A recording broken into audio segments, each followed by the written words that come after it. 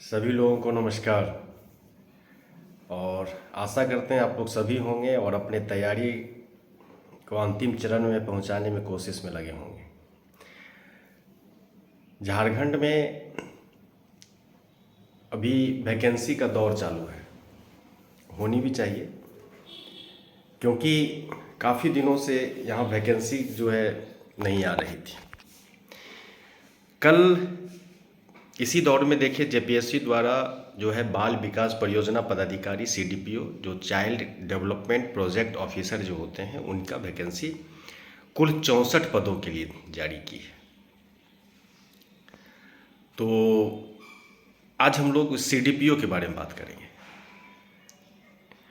क्योंकि बहुत दिनों से इंतज़ार भी था। बिहार में तो अभी देखे कि रिजल्ट आया है मेंस का, और अगले महीने माह जो है इसकी इंटरव्यू भी स्टार्ट है।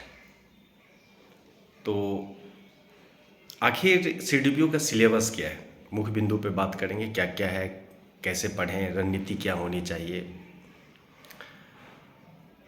तो पहले तो ये 64 पद में 50% महिलाओं के लिए आरक्षित है। जो उम्र सीमा है वो 22 से 35 जनरल के लिए है। उसमें फिर कोटिवार भी आरक्षण दिया गया है। और जो एज का कट ऑफ डेट है वो 1 अगस्त 2019 रखा गया है। इस आधार पे जो भी आते हैं आप अध्ययन में जुड़ जाएं। देखिए, ये एग्जामिनेशन 3 चरणों में होगी, पीटी, मेंस और इंटरव्यू। पीटी में जो जनरल स्टडीज है, सामान्य अध्ययन के हैं, 2 पेपर होंगे, दोनों 100 अंक के होंगे। यदि पेपर फर्स्ट की बात करें तो उसमें भारतीय इतिहास और भारतीय राष्ट्रीय आंदोलन। इसमें पेपर फर्स्ट में ही भारतीय इतिहास और राष्ट्रीय आंदोलन हुआ। दूसरा भूगोल होंगे, यानी भारत के और विश्व के भूगोल। तीसरा इसमें सेक्शन है भारतीय राज्य व्यवस्था और अर्थव्यवस्था, 2 सेक्शन। इसके बाद है झारखंड स्पेशल। तो इतिहास, भूगोल, पॉलिटी, इकोनॉमिक्स और झारखंड स्पेशल, ये पेपर फर्स्ट जीएस में होंगे।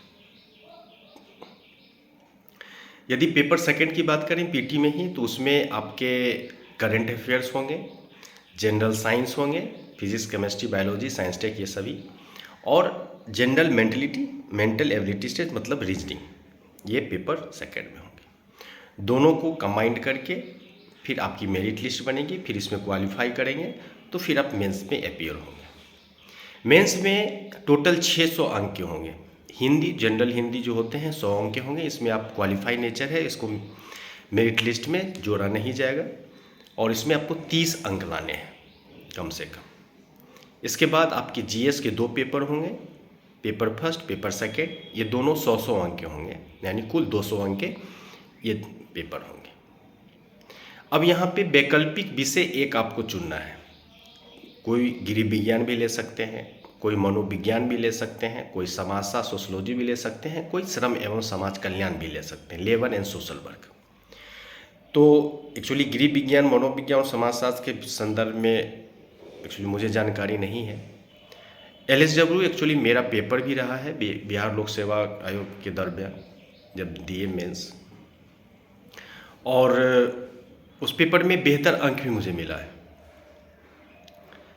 यदि 56, 59 में देखें, वहाँ भी पेपर 200 अंक के 2 पेपर हुआ करते थे 60-62 से पहले। तो उसमें भी पेपर फर्स्ट में 143 था मेरा एलएसडब्ल्यू में। अब पेपर सेकंड में 134 था। पेपर सेकंड थोड़ा कम हुआ था।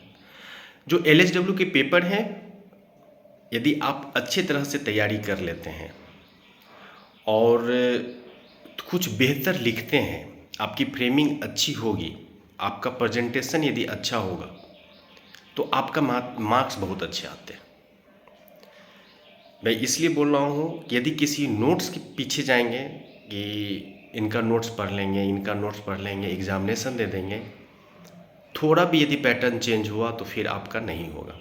कारण ये है, 64 में जब बीपीएससी का मेंस लिख रहे थे तो 64 के ट्रेंड चेंज कर दिया। सभी पेपर के हुए थे, एलएसडब्ल्यू का भी हुआ, एलएसडब्ल्यू का ट्रेंड चेंज कर दिया। पहले क्या होता था कि डायरेक्ट क्वेश्चन पूछा जाता था कि कारखाना अधिनियम 1948 के जो स्वास्थ्य से संबंधित हैं प्रावधानों को लिखें। अब 64 में चेंज कर दिया। पहले डायरेक्ट पूछा जाता था कि न्यूनतम मजदूरी अधिनियम 1948 के प्रावधानों की चर्चा करें, वर्णन करें, लेकिन 64 से वो ट्रेंड चेंज कर दिया। तो जो नोट्स पढ़ के गए थे वो बस दिक्कत हो गया उनके लिए। इसीलिए कहते हैं कि आपको दो चीज़ करना है। यदि आप बेहतर अंक लाना चाहते हैं तो आपको बुक पढ़ना पड़ेगा। शुरू से हम ये भी आप लोगों को बताते हैं, बिना बुक पढ़े हुए कुछ होगा नहीं। और मेंस में बेहतर अंक पाने के लिए आपको राइटिंग प्रैक्टिस बहुत ज़रूरी है। क्या लिखना है, कैसे लिखना है, उस पर डिपेंड करता है। यदि LSW में यदि देखें उसके सिलेबस को आप देखेंगे तो पेपर फर्स्ट में अधिनियम है, श्रम के सिद्धांत ये सब भी हैं। जैसे अधिनियम में आपका हो गया कारखाना अधिनियम 1948, न्यूनतम मजदूरी अधिनियम 1948, प्रसूति जो हितलाभ अधिनियम है 1961, कर्मचारी राज्य बीमा अधिनियम 1948, झारखंड दुकान एवं प्रतिष्ठान अधिनियम 1953, बाल श्रम प्रतिषेध एवं विनिमय अधिनियम 1986। इसके बाद आपका अंतर्राष्ट्रीय श्रम संगठन जो ILO है वो, यानी इस संदर्भ में पेपर फर्स्ट में आप लोग ये पढ़ लेते हैं। वही पेपर सेकंड में जो LSW होगा उसमें आप इंडस्ट्रियल रिलेशन पढ़ेंगे, औद्योगिक संबंध। उसमें आप श्रम संघ के बारे में पढ़ेंगे। आप इसमें इंडियन डिस्प्यूट अधिनियम जो औद्योगिक विवाद अधिनियम है 1947 को पढ़ेंगे। साथ ही जो सेक्शन B होता है पेपर 2 के, उसमें आपके जो समाज कल्याण और सामाजिक सुरक्षा है उससे संबंधित टॉपिक है। जैसे आपका हो गया निर्धनता, आपकी बेरोजगारी, भिक्षावृत्ति, आपका SC ST की जो समस्याएं हैं उनकी कौन कार्य हैं उसके संदर्भ में, मद्यपान हो गया, भिक्षावृत्ति हो गई, बाल कल्याण हो गया। तो आप देखिए इजी है, सभी लोग लिख सकते हैं कि भिक्षावृत्ति बारे में, सभी लोग लिख सकते हैं बाल कल्याण के बारे में। लेकिन आप यदि उसमें बेहतर कर पाएंगे, यदि आप कुछ नया चीज़ कर लेंगे तो आपको मार्क्स अच्छे मिलेंगे।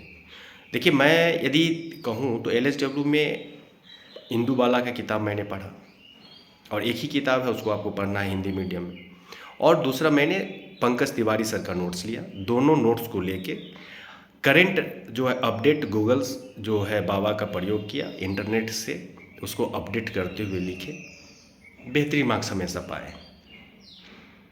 64 में भी क्वेश्चन पैटर्न चेंज होने के बावजूद इंटरव्यू मैंने दिया अरुण भगत सर के बोर्ड में, और इस बार भी 3 जो स्टूडेंट हैं BPSC पास की हैं, सेल्फ स्टडी से BPSC CDPO पास किया, अगले महीने जो है उनका इंटरव्यू है LSW से ही।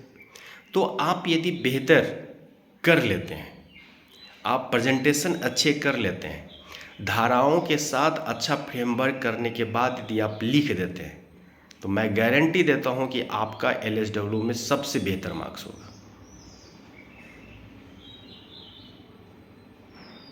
गारंटी। बस आपको थोड़ा मेहनत करना पड़ेगा कि लिखे कैसे, समझे कैसे। और LSW का सिर्फ एक किताब है इंदुबाला हिंदी मीडियम के लिए, उसको आपको पढ़ना ही होगा। आपको धारा के साथ रटना होगा, याद करना होगा, समझना होगा, फिर लिखना होगा कि कैसे लिखते हैं, करंट के साथ अपडेट करना होगा। तो ये सारी चीज़ें हैं LSW में। खैर कल तो वैकेंसी आई है तो इसलिए बहुत सारी क्यूरीज थी, सर कैसे होगा क्या होगा, तो सोचे कि चलिए लाइट है नहीं इसलिए थोड़ा ये है। तो आप लोग तैयारी करना स्टार्ट कीजिए और बेहतर होगा, अच्छे आप रिजल्ट लाएंगे। और JPSC की जो वैकेंसी है वो भी कतार में है, वो भी जल्द ही आएगी। दो चीज़ मैं यहाँ कहना चाहता हूँ कि एक जो JPSC है और एक CDPO है, दोनों का PT कंबाइंड बैच हम लगभग 15 या 20 के बीच में कभी भी स्टार्ट कर सकते हैं। ज़्यादा नहीं, 20 स्टूडेंट से ज़्यादा रखेंगे नहीं। जो क्लासेस लेंगे वो सभी क्लासेस गूगल मीट पे क्लासेस होंगी। बहुत सारे के जो PDF जो है वो आपको उपलब्ध करा दिया जाएगा। हाँ, उसके कुछ फ़ी होंगे। कुछ लड़के बोले कि सर फ़ी कितना है, तो अभी डिसाइड नहीं हुआ है। कुछ ऑलरेडी सेलेक्टेड है, उन लोगों से एक्चुअली कल यानी कल सैटरडे है या संडे को बात होगी। यदि वो कुछ सेक्शन ले लेते हैं, उनसे बात करेंगे तो फिर निर्धारित कर दिया जाएगा। और वो हमारे बैच 20 या 25 के बैच होंगे, वो गारंटी बैच होंगे। और गारंटी बैच का मतलब ये हुआ कि अब जब तक रिजल्ट नहीं आए तब तक आपको चैन से रहने नहीं देंगे। यदि हमारी टीम यदि मेहनत करेगी, यदि मैं मेहनत करूँगा, तो आप निश्चिंत होकर नहीं बैठेंगे। ये कोई एक्सक्यूज़ नहीं देंगे कि आज सर दर्द कर रहा था, आज वहाँ जाना पड़ रहा था, ये नहीं। तो उस आधार पे जेपीएससी के लिए और सीडीपीओ का कंबाइंड बैच मैं स्टार्ट करूँगा पीटी के लिए, और जो मेंस के लिए एलएसडब्ल्यू के लिए एक अलग से बैच स्टार्ट करेंगे और उस पर हम लोग ध्यान केंद्रित करेंगे। इसलिए तत्काल अभी इतना ही समझिए कि ये सब सारी चीज़ें हैं। और एलएसडब्ल्यू यदि लेंगे तो बिल्कुल मेरा सहयोग होगा, कैसे लिखा जाएगा, कैसे नोट्स होगा, बिल्कुल बताएंगे। हाँ, लेकिन आपसे बस यही निवेदन है कि किसी भी नोट्स पे मत जाइएगा। यदि आप चाहते हैं तो किताब पढ़िए, खुद नोट्स बनाइए, लेकिन ये सोचिएगा कि किसी के नोट्स लेके मैं पढ़ लूँगा और एग्ज़ामिनेशन दे दूँगा, तो वहाँ आप रिस्क पे हैं। और अभी ये ज़माना नहीं है, पंचवर्षीय योजना है, 10 सालीय वर्ष है, कब वैकेंसी आएगी, मालूम चले कि इस बार आई फिर 10 साल के बाद आया, तब तक एज ख़त्म हो जाएगी। तो अभी रिस्क लेना नहीं है, इसीलिए थोड़ा मेहनत कर दीजिए, थोड़ी किताब थोड़ा पढ़ लीजिए, लिखने का प्रैक्टिस कर लीजिए, थोड़ा मनन कीजिए। तो ज़्यादा इन्फॉर्मेशन यदि रहेगा तब ना आप लिख पाएंगे। तो इन्फॉर्मेशन आपकी सीमित हो जाएगी नोट्स किसी का पढ़ेंगे तो इसीलिए मैं बार बार कहता हूँ कि जब सिविल सेवक बनने जा रहे हैं, वन डे एग्जामिनेशन नहीं है कि किसी का नोट्स पढ़ के वन डे पढ़ लेंगे। आप अच्छे सेवक बनेंगे तो आपकी राइटिंग स्किल अच्छी होनी चाहिए। तो इस आधार पे जो है आप तैयारी कीजिए और ये सुनिश्चित है कि सफलता होगी। बस आपकी मेहनत एक सही दिशा में होनी चाहिए, एक रणनीति अच्छी होनी चाहिए। बाकी आप लोग खुद समझदार हैं क्या करना है और कैसे करना है। यदि इस बार नहीं तो फिर कभी नहीं, समझ गए। बाकी नेक्स्ट टाइम फिर हम कुछ लेके बताएंगे जो एक्स्ट्रा होगा, लेकिन 20 तक हम एक बैच स्टार्ट करेंगे। और यदि कोई भी प्रॉब्लम हो, कुछ हो, तो आप मैसेज कीजिए, मैं इसका रिप्लाई करूँगा, ठीक है। तो फिर नेक्स्ट वीडियो में हम लोग मिलेंगे। हाँ, जो सब्सक्राइब नहीं किए हैं बंधु, वो सब्सक्राइब कर दें, शेयर करें और लाइक करें, ठीक है।